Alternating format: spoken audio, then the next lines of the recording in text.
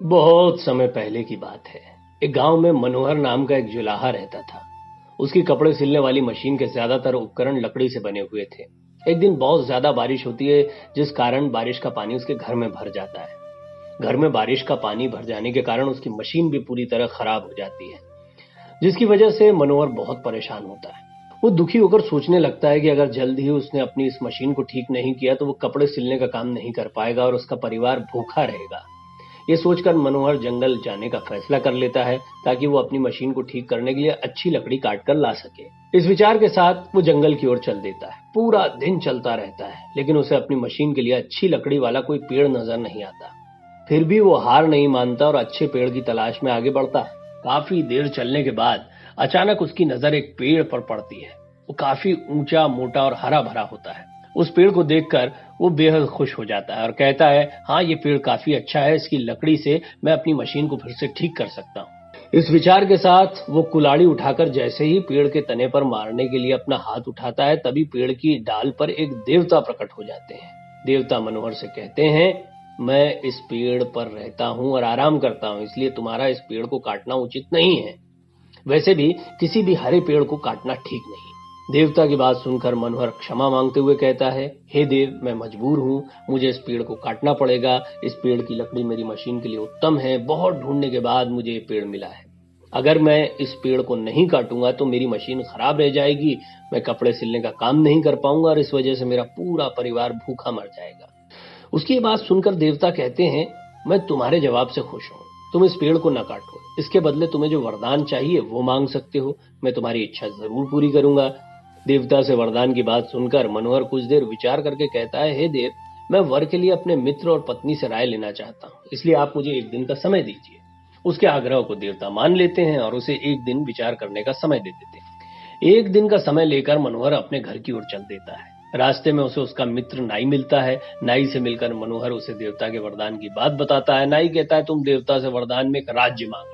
तुम उस राज्य के राजा बन जाना और मैं उस राज्य का मंत्री बन जाऊंगा। फिर हमें कोई कष्ट नहीं होगा और हम आराम से अपनी जिंदगी बिताएंगे। नाई मित्र की बात पर मनोहर कहता है, मित्र, तुम बिल्कुल ठीक कह रहे हो। इस बारे में एक बार मैं अपनी पत्नी से भी पूछ लूं, फिर मैं देवता से वरदान मांग लूंगा। पत्नी से राय मांगने की बात पर नाई कहता है, मित्र, तुम्हारी पत्नी काफी घमंडी और मूर्ख है, इसलिए तुम्हें उससे राय नहीं लेनी चाहिए। ऐसी स्त्री केवल अपने लाभ के बारे में ही सोचती है। इस पर वो कहता है, मित्र, फिर भी वो मेरी पत्नी है, इसलिए मैं उसकी राय एक बार जरूर लूंगा। इतना कहते हुए मनोहर अपने घर की ओर बढ़ जाता है। घर पहुंचकर मनोहर जंगल में घटी पूरी घटना अपनी पत्नी को बताता है।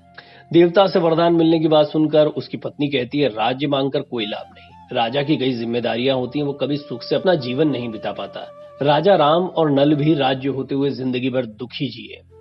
आप दो हाथ से इतने अच्छे कपड़े सिलकर ठीक ठाक कमा लेते हैं, ऐसे में अगर आपके दो सिर और चार हाथ हो जाएं तो आप दोगुने कपड़े सिल पाएंगे। इससे कमाई भी दोगुनी हो जाएगी और आपका मान भी समाज में बढ़ेगा। पत्नी की बात मनोहर को समझ में आ जाती है। वो देवता से वरदान मांगने जंगल की ओर चल देते हैं।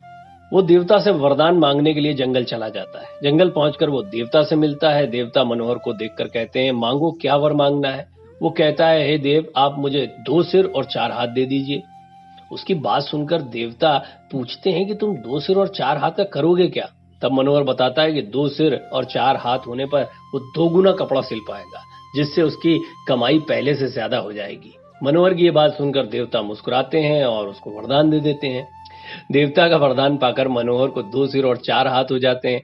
वरदान पाकर मनोहर बहुत खुश होता है और अपने घर की ओर चल देता है। मनोहर जैसे ही अपने गांव पहुंचता है तो गांव में खेल रहे बच्चे उसे देखकर डर जाते हैं। वो उसे एक राक्षस समझते हैं। तभी कुछ गांव वाले हाथों में हथियार लेकर उस पर हमला बोल देते हैं। उसकी मौत हो जाती है। जब उसकी मौत की खबर उसकी पत्नी को मिलती है तो वो फौरन उसको देखने पहुंचती है। अपने पति की लाश देखकर पत्नी रोने लगती है और कहती है, सब मेरी गलती है, मैंने ही उससे देवता से दो सिर और चार हाथ मांगने के लिए कहा था। अगर ऐसा न होता तो आज मनोहर को कोई राक्षस न समझता और वो जिंदा होता। दोस्तों, दो सिर वाला जुलाहा कहानी से हमें सीख मिलती है कि बिना सोचे विचारे किया गया कोई भी काम हमेशा दुखदाई होता है।